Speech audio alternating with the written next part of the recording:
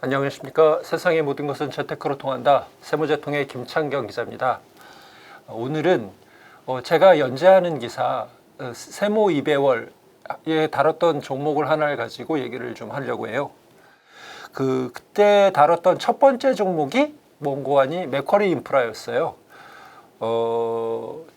작년 7월이었나? 그 세무재통에서도 한번 다뤘었는데 그 영상에서도 말씀을 드렸었습니다. 맥쿼리 인프라는 제가 실제로 보유하고 있는 종목이기도 합니다. 꽤 오래전서부터 갖고 있었고요. 주가가 한 6,000원대쯤이었었나? 예, 그때부터 계속 보유를 하면서 계좌만 바뀌었지 계속 가지고 있습니다. 지금도 가지고 있고요. 지금은 이제 세금을 좀 절세할 목적으로 ISA 계좌에 담아두고 있습니다. 맥쿼리 인프라에 대해서 아시는 분들 많이 아시죠? 모르시는 분들도 계시겠지만 일단은 이 종목에 대해서 어느 정도 아신다라고 전제를 하고 오늘 이야기를 다뤄보려고 합니다. 핵심적으로 다룰 주제가 종목 소개는 아니기 때문에 지금 현재 상황에 대해서 좀 설명을 하기 위해서 기본적인 것들을 조금 넘어가면서 스킵하면서 얘기를 다뤄보도록 합니다. 뭐 오랫동안 지켜보신 분들은 알겠지만 이 회사, 이 펀드 참 좋죠. 사업 잘하고 배당도 꼬박꼬박 잘 주고 운용하는 그 내용도 굉장히 투명하게 공개를 하고 있고 이 펀드가 어디에 투자를 하고 돈을 얼마나 잘 버는지를 보여주는 게 상반기, 하반기 결산할 때마다 한 번씩 여기에서 실적 발표 프레젠테이션 자료를 홈페이지에다 올려놔요. 맥쿼리 코리아 인프라 펀드 줄여서 mkif.co.kr 이 도메인 주소 치고 들어가면은 이 회사 홈페이지로 들어갈 수가 있는데 거기에 투자 정보란 보면은 투자 설명서라든지 자산운용 보고서, 그 다음에 실적 프레젠테이션 이 파일들이 때때마다 업로드가 됩니다. 그거 한번 확인해 보시죠. 그래서 오늘 다루는 얘기도 일단은 여기 올라와 있는 실적 발표 프레젠테이션 여기에 그 자료 파일에 근거를 해서 말씀을 드리도록 하겠습니다. 현재 이 맥쿼리 인프라 펀드가 투자한 보유하고 있는 자산은 도로가 13개, 유료도로죠 전부. 그리고 철도가 하나, 항만이 하나, 그리고 작년에 유상증자를 해서 올해 인수한 그 도시가스 회사가 2개가 있습니다. 상반기 실적을 한번 볼까요? 밑으로 쭉 내려보시면 상반기 실적이 나오는데 여기서 작년 상반기 실적하고 비교를 해보면 작년보다 훨씬 잘 나왔어요.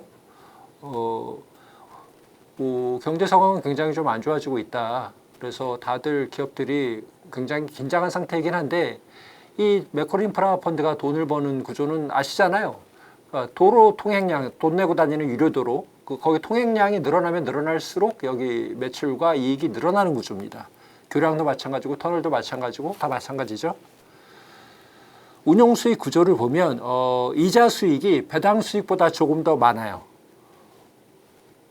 초기에는 이자 수익이 대부분이었고 배당 수익은 별로 없었죠. 그러니까 배당 수익은 이 펀드가 각 그 유료도로라든지 교량이라든지 터널이라든지 각 사업체에 지분 투자를 하죠. 주식 지분 투자를 한 거기에서 나오는 게 배당 수익이고 이자 수익은 그 각 사업의 후순위 대출 채권 이런 거를 돈을 빌려주고 거기서 발생하는 이자를 받아서 생기는 수입이죠. 초기에는 이자 수익이 많게 나오고 나중에 사업 기간이 길면 길어질수록 배당금에서 더 많이 나오도록 설계가 되었습니다. 그래서 이 맥쿼리 인프라가 상장을 한 게 2006년인가 그래요. 그러니까 이미 사업 기간이 꽤 지났기 때문에 초기에 이자 수익이 더 많다가 점점 이자는 줄고 배당이 늘어나는 구조. 지금 현재 이제 그렇게 흘러가고 있습니다.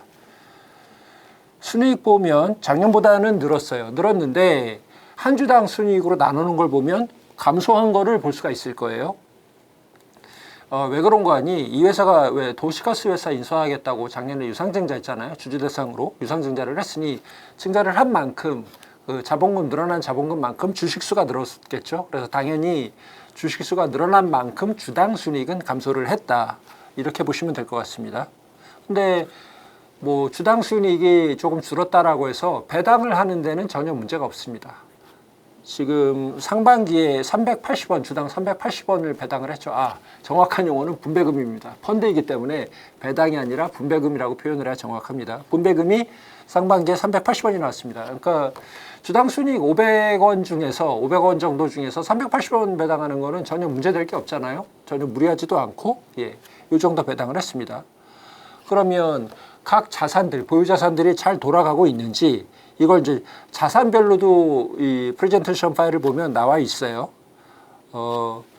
전국 통행량이 당연히 늘어야지 여기 매출이 늘어나고 다 좋아지겠지만 각각 개별적으로 다 일일이 평소에 확인을 할 수가 없다라고 하면은 그래도 이 펀드에서 좀 비중을 실어서 투자한 자산 이쪽에서 통행량이 늘고 통행료 수입이 많이 나와야 좋겠죠. 그런 것들만 위주로 먼저 몇 개만 살펴보면 밑으로 쭉 내려봅시다. 인천공항고속도로, 인천대교, 천안눈산고속도로, 그리고 서울 춘천고속도로 여기 이 4개 도로가 투자 비중이 좀 커요. 들어간 금액이 다른 자산들에 비해서 조금 많습니다. 그러니까 여기가 실적이 잘 나오고 있느냐, 전분기 대비 잘 나오고 있느냐, 작년 이맘때, 작년 상반기 대비 잘 나오고 있느냐 이거를 보시면 지금 펀드가 장사를 잘하고 있구나, 잘 돌아가고 있구나를 파악을 하고 있습니다. 할 수가 있습니다. 이 4개 자산이 전부 다 통행료 수입이 늘었어요. 작년보다. 그래서 상반기 실적은 좋았습니다. 그리고 현재 맥쿼리 인프라에서 가장 큰 비중을 차지하고 있는 것이 부산 신항만이죠. BNCT라고 이제 약칭으로 불리는데 이 신항만에 투자를 했었죠. 좋죠. 옆에 이 그래프를 봐도 꾸준히 늘어나고 있는 게 보여요. 매출하고 이익이 늘어나고 있는 게 보입니다. 왜 그 서울시하고 9호선 지하철 노선 갖고 분쟁을 벌이다가 거기에서 이제 엑시트를 했었죠. 그리고 그 돈 가지고 물론 그 전에 준비를 시작을 하긴 했었는데 그 돈 보태서 이 부산신항만에다 투자를 했었습니다. 그때 그 평소에 맥쿼리 인프라가 투자하는 각 자산별로 투자하는 비중이 사실은 많지 않았어요. 많아봤자 한 10%? 10% 살짝 넘는 정도? 이 정도 실어갖고 다 이게 자산을 잘 고루 분배를 해놨었는데 부산신항만에 투자를 할 때 평소보다 훨씬 더 많은 금액을 여기다 부었었죠. 그래서 20몇 프로인가? 20% 중반대 비중으로 투자를 했었습니다. 그래서 그동안 투자하던 그 유료 도로라든지 터널 교량 이런 게 아니라 항만에다 투자를 하는 거잖아요. 그러니까 새롭게 투자를 하는 어떤 좀 낯선 성격의 자산이라는 점 때문에 사람들이 좀 불안했어요. 여기서 제대로 이익이 발생을 하지 않으면 어쩌나, 장사가 잘 안 돼서 전체 펀드 운용 수입에 타격을 주면 어쩌나, 그래서 분배금이 줄어들면 어쩌나, 사람들이 그런 걸 되게 좀 불안했었죠. 그런데 지나놓고 보니까 너무 잘한 결정이었던 거예요. 자, 이렇게 보면 전반적으로 맥쿼리 인프라가 투자를 잘 하고 있는 것 같습니다. 그런데 오늘 맥쿼리 인프라를 다루는 이유는 주가 하락 때문이에요. 최근에 주가가 꽤 많이 내렸습니다. 물론 지금 그 2300, 코스피가 2300이 깨졌죠. 글로벌 금리 상승, 거기다가 기준금리가 이번에 미국이 다시 한번 또 자이언트 스텝을 밟을 것으로 예상이 돼서 한국과 미국의 금리 역전된 그 갭이 훨씬 더 커질 것 같고 또 내년에도 미국이 계속 금리를 올릴 것이라는 전망이 나오면서 우리나라 경제 상황이 굉장히 좀 불안해진 이런 상황입니다. 그러다 보니 주식시장에 굉장히 좀 민감하게 반응을 하고 있어요. 2300선이면 저는 한국 주식 주가가 굉장히 싸다라고 생각을 하는데 그럼에도 불구하고 이 여파가 어디까지 갈지는 잘 모르겠어요. 일단은 불안감이, 공포감이 굉장히 확대된 상황이라서 주식시장이 어디까지 떨어질지요. 어떤 사람들은 2000 미만으로 하락을 할 것이다. 내년에 경기 침체가 올 것이다. 이렇게 전망하시는 분들도 많더라고요. 그러다 보니 맥쿼리 인프라도 어쨌든 주식시장에 상장되어 있는 종목인데 같이 휩쓸려서 주가가 하락하는 것도 당연하겠죠. 다들 아시겠지만 사실 금리 인상이 여기에 당연히 영향을 줬을 것이다. 이렇게 다들 눈치채고 계셨잖아요. 아무래도 이게 펀드잖아요. 자금을 조달을 해서 그러니까 주주들한테 돈을 각출을 해서 자본금을 모으고 거기다가 대출 같은 것들을 활용을 해서 투자를 하는 펀드이기 때문에 당연히 금리가 오르면 이자 비용이 증가하니까 그걸로 인해서 수익이 줄고 순수익이 줄고 또 순수익이 줄면 당연히 분배금 재원이 줄어드니까 분배금도 줄지 않겠느냐, 이런 우려가 반영되었을 거라고 봅니다. 그게 아마 직접적인 영향을 줬겠죠. 그래서 그러면 금리 인상, 금리가 상승해서 이자 비용이 증가하겠죠. 당연히 증가하게 되면 여기에 그만큼 지금 주가가 이만큼 떨어진 것만큼 영향을 주는 요인이 있냐, 이거를 한번 좀 들여다봤어요.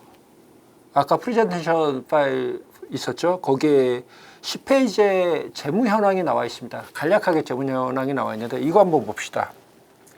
거기 뭐라고 나와 있냐면 첫 줄에 민투법상, 민투법 규정상 매커리 인프라의 차입금은 자본금의 30%로 제한된다라고 나와 있어요. 이게 무슨 말이냐면 얘네들이 아무리 대출이라든지 딴 데서 돈을 빌려서 자금을 조달하고 싶어도 자본금, 전체 자본금의 30%를 넘게 대출을 땡겨받을 수가 없다. 땡겨서 활용할 수가 없다라는 얘기입니다. 그러니까 대출 30% 제한되기 때문에 아무리 이자 이율이 올라간다고 해도 그 30%만이 금리 인상에 노출되어 있다라는 얘기가 되겠죠. 왜 부동산, 자산, 자본금을 모아서 부동산에 투자하는 리츠가 있고 부동산 펀드가 있잖아요. 얘네들하고는 조금 달라요. 제가 투자하고 있는 부동산 펀드도 있는데 그거 들여다보면은 투자자들한테 모은 자본금, 펀드 자본금이 있고 펀딩을 한 그 돈이 있고 거기에 비례하게 그 현지에 나가서 대출을 또 받더라고요. 그래서 1대1 정도로 구성을 해서 그 돈을 가지고 건물을 매입을 해서 투자를 합니다. 거의 절반이기 때문에 금리가 오르면은 영향이 좀 큰 편이에요. 근데 여기는 그 정도는 아니란 얘기인 거죠. 지금 맥쿼리 인프라가 그 조달을 할 수 있는 금리, 그러니까 자본금의 30%죠. 룸이 얼마냐 하면은 조달 차입금 약정액이 7,346억 원이에요.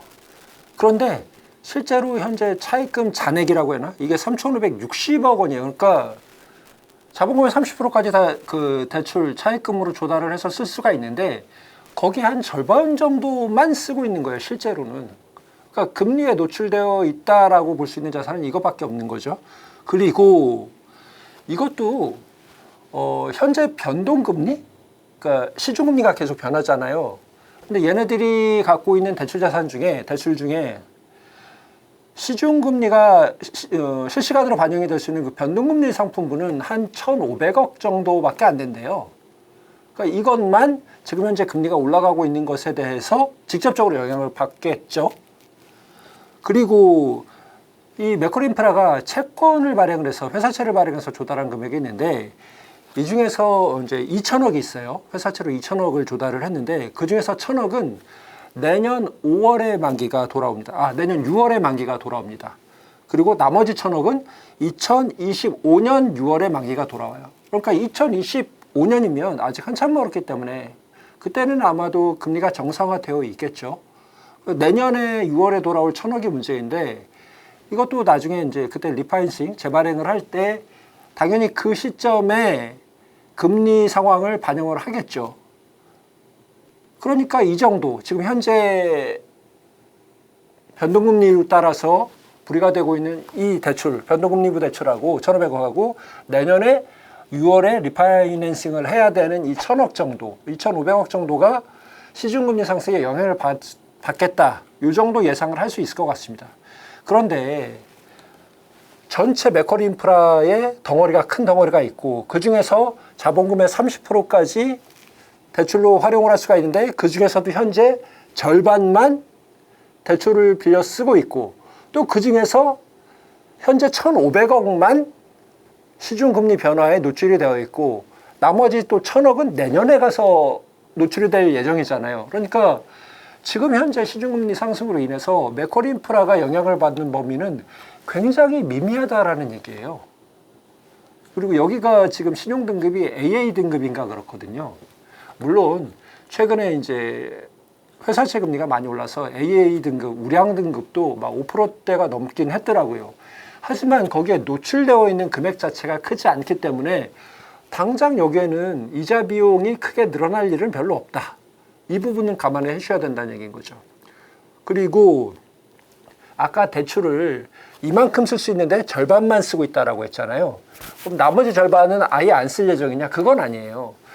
지금 현재 서울 김포 고속도로에도 여기가 투자를 하고 있거든요.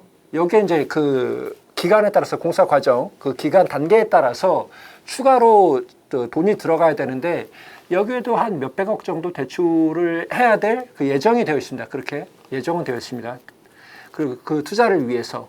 그리고 도시동북 동북부선인가요? 투자인데 거기에도 나중에 대출을 해서 투자는 해야 돼요. 근데 그 금액도 굉장히 좀 미미한 수준입니다. 몇천억 단위가 아니라 뭐 몇백억 단위, 몇백억도 500억이 넘는 금액이 아니에요. 그러니까 굉장히 작은 금액인데 앞으로 예정이 되어 있죠. 앞으로 그런 그 차입금, 그걸 위해서 투자를 위해서 하는 차입금들이 금리 상승에 노출이 되겠죠. 하지만 그걸 다 더한다고 하더라도 전체 맥쿼리 인프라의 자산 규모에 비하면 굉장히 작은 수준이다. 그래서 결론적으로 그러면은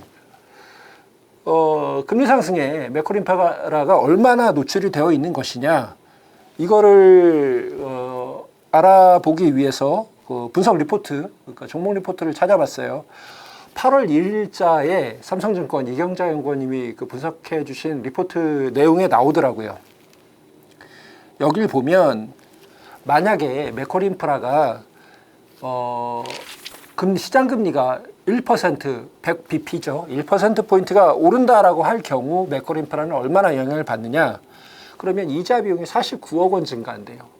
이자 비용이 49억 원이 증가하면 그만큼 순이익이 줄어드는 거니까 그만큼 배당 재원도 줄어드는 거겠죠. 그러면 맥쿼리 인프라가 이번 상반기에 얼마 배당했는지 아세요? 한 주당 380원. 그럼 배당금 전체는 얼마였냐? 1,538억 원이었어요. 맥쿼리 인프라가 1년에 상반기, 하반기 두 번 배당하잖아요. 만약에 올해 하반기에도 똑같이 380원 배당해서 1,538억 원을 분배금으로 썼다고 쳐요. 그러면 1년간 총 분배금 재원이 3,076억 원입니다. 3,076억 원에서 다른 거 다 자체하고 49억 원이 그냥 통째로 빠졌다라고 생각을 해보죠. 49억 원이 그 3,076억 원에서 통째로 빠진다라고 하면은 한 주당 12원이 줄어요. 주식수로 나눠보니까 12원이더라고요. 그러면 상반기, 하반기 두 번 배당하니까 상반기에 6억 원 줄고 하반기에 6억 원 줄겠네요. 380원 배당했다고 했죠, 아까. 그러면 하반기에 380억 원에서 6억 원 준다고 생각을 해봅시다. 아니, 많이 쳐져서 그냥 12원이 한꺼번에 빠진다고 생각을 해보세요. 그러면 얼마 받아요? 368원인가요? 아니, 380원 받던 거에서 360원 정도 받는다고 주가가 그렇게 빠질 일이에요? 물론 이 배당금, 이자 비용이 증가를 해서 분배금이 줄어들 것이다. 그게 걱정이 돼서 사람들이 주식을 매도해서 주가가 지금 13,000원대에서 11,700원인가? 오늘 이 영상 찍기 전에 아까 확인해 보니까 11,700원 정도 했는데 1,000얼마가 빠졌다. 예. 10%가 빠졌다. 예. 그건 아닌 것 같아요. 아까 말씀드렸던 것처럼 증시가 워낙 빠지니까, 그리고 시중금리가 상승을 하잖아요. 그 옛날에는 맥쿼리 인프라의 배당 수익률 5%대 6%대 배당 수익률이 굉장히 커 보였는데 지금은 시중금리가 많이 올라갔고 5, 6% 나오는 자산들이 너무 많아진 거예요. 지금 미국 국채 수익률, 우리나라뿐만 아니라 전 세계 투자자들이 기준으로 삼고 있는 미국 국채 수익률 10년물 금리가 3.9%를 넘었어요. 거의 4%에 육박을 하고 있더라고요. 굉장히 높아졌어요. 그리고 우리나라 회사채 수익률, 아까 말씀드렸죠. AA 등급, 우량채 등급도 5.5%인가 되고, 뭐 PPP 등급은 뭐 10%를 넘었었어요. 이 정도 되니까, 아니, 채권에만 투자를 해도 이렇게 높은 수익률을 얻을 수 있는데 굳이 맥쿼리 인프라에 투자를 해서 380원, 1년에 750원, 760원 받아갖고 6%대 배당 수익을 노리는 게 뭐 대단하냐. 그러니까 맥쿼리 인프라의 배당금, 분배금의 가치가 상대적으로 희석이 된 거죠. 예, 인정합니다. 인정을 하는데 채권하고 맥쿼리 인프라가 직접 비교 대상은 아닌 것 같아요. 맥쿼리 인프라의 비교 대상은 지금 주식시장에 상장되어 있는 다른 고배당주들이겠죠. 그리고 리츠 같은 종목도 대한투자, 대체투자처도 맥쿼리 인프라하고 비교를 할 수 있을 것 같습니다. 그러니까 얘네들하고 비교를 해서 이 6%대 배당금을 받을 수 있는 메커인프라가 매력적이냐 아니냐 이거를 따져야 되는데 지금은 고배당주들 굉장히 많아졌어요. 배당금 많이 주는데 주가가 엄청나게 하락을 했거든요. 메커인프라보다 훨씬 더 많이 빠졌지만 20%씩 빠졌으니까. 그러면 아니 메커인프라보다 배당금을 더 많이 받을 수 있을 것으로 기대되는 다른 고배당주를 추천해야 되는 거 아니냐 이렇게 말씀하실 수도 있을 것 같은데 메커인프라가 가지는 매력, 특장점은 배당금 하나뿐만이 아니잖아요. 아까 뭐라고 말씀드렸죠? 다른 종목들은 지금 주가가 2300선이 무너지면서 지난 한 달간, 두 달간 한 20%, 30%씩 다 빠졌어요. 변동성이 굉장히 크거든요. 지금 전부 다 주식 종목들은 그런 종목들이 너무 많아요. 증권주 같은 경우도 지금 10% 이상 배당금이 다 기대가 되는데도 불구하고 시장이 망가지니까 주가가 너무 많이 빠져서 배당금에 눈이 안 가는 거죠. 근데 메커인프라는 아까 제가 주가가 급락을 했다라고 해서 지금 이 세무제통 메커인프라를 찍고 있지만 주가가 급락을 했는데 10% 빠진 거예요. 다른 종목들하고 비교를 할 수가 없어요. 메커인프라는 10% 하락한 것도 급락을 하고 칩니다. 어쨌든. 그래서 다른 종목들하고 좀 다르다. 안정성이 좀 있다. 비교적. 예. 안전하다가 아니라 상대적으로 다른 종목들에 비해서 비교적 안정성이 높다라고 얘기를 할 수가 있겠죠. 여기에 준하는 종목이 리츠가 있습니다. 리츠도 주가가 제법 하락을 했어요. 덕분에 상대적으로 배당 수익률은 다 올라갔죠. 그런데 리츠는 아까 말씀드렸잖아요. 조달하는 자금, 그러니까 투자를 위해서 조달하는 자금 중에서 자본금 이외에 대출을 거기는 제법 많이 끌어다 쓴다. 그러니까 메커리 인프라에 비해서는 시중금리 상승에 조금 더 많이 노출이 되어 있겠죠. 자, 지금까지 쭉 말씀을 드렸습니다. 그리고 사실은 메커리 인프라는 그 금리가 올라가면 물가도 같이 오르잖아요. 물가가 오르면 그 각 통행 자산에서 발생하는 물가 수익률 따라서 보존해주는 매출이 늘어나는 구조도 사실은 있습니다. 그래서 보완되는 것도 있어요, 매출로. 네. 금리 상승이 무조건 악재만은 아니다. 이 정도 추가로 말씀을 드릴 수 있을 것 같고, 메커인프라 투자자가 걱정을 해야 될 거는 경기 침체가 오는 것 자체를 두려워할 게 아니라 만약에 경기 침체가 오면 우리나라의 경제가 굉장히 안 좋아져서 사람들이 아무것도 안 하고 소비를 안 하고 집에 콕 들어박혀서 자동차도 운행을 안 하면 어떻게 될까? 사실은 이 부분을 걱정을 해야 되거든요. 요즘에 엔데믹이라고 해서 자동차 통행량이 계속 정상화되고 있어요. 꾸준히 증가를 하고 있기 때문에 메커인프라한테는 좋은데 만약에 내년에 경기 침체가 오게 되면 경제가 굉장히 안 좋아지면은 통행량이 주면 어쩌지? 이런 거 정도는 걱정을 해볼 만한데 금리 상승 자체, 금리 인상 자체는 지금 현재 메커인프라한테는 이 정도 타격감밖에 안 준다. 주가가 이 정도 떨어질 일은 아니다. 예, 이 정도까지 설명을 하고 오늘 마치도록 하겠습니다. 제가 그 코로나19 2020년 2월인가요? 3월인가요? 그때 발발을 했을 때 주가 급락했을 때 제가 맨 먼저 샀던 종목 중에 하나가 이 종목입니다. 세상이 망해도 이 종목은 살아남아서 배당 끝까지 줄 수 있을 것 같더라고요. 그때 매수했던 기억이 있습니다. 지금도 ISA자 갖고 있다고 그랬죠. 12시에 깨작깨작 매수를 하고 있어요. 제가 매수하고 있으니까 여러분들한테 같이 매수를 해서 제가 매수한 평단가 주가를 좀 올려달라 이런 거 절대 아닙니다. 단지 현재 이 종목의 주가가 이렇게 빠질 일인가, 그만큼 이 회사 구조의 재무 구조에 안 좋은 상황인가, 운용 수익을 버는데 문제가 있는 상황인가, 여기에 대해서 좀 자세하게 짚기 위해서 이 시간을 마련을 했습니다. 다음 시간에도 세모이 배열에서 소개한 꼭지 종목들 중에서 괜찮은 종목들, 지금 봐도 괜찮은 종목이 있으면 다시 소개를 하도록 하겠습니다. 오늘 세모제통은 여기서 마치겠습니다. 감사합니다.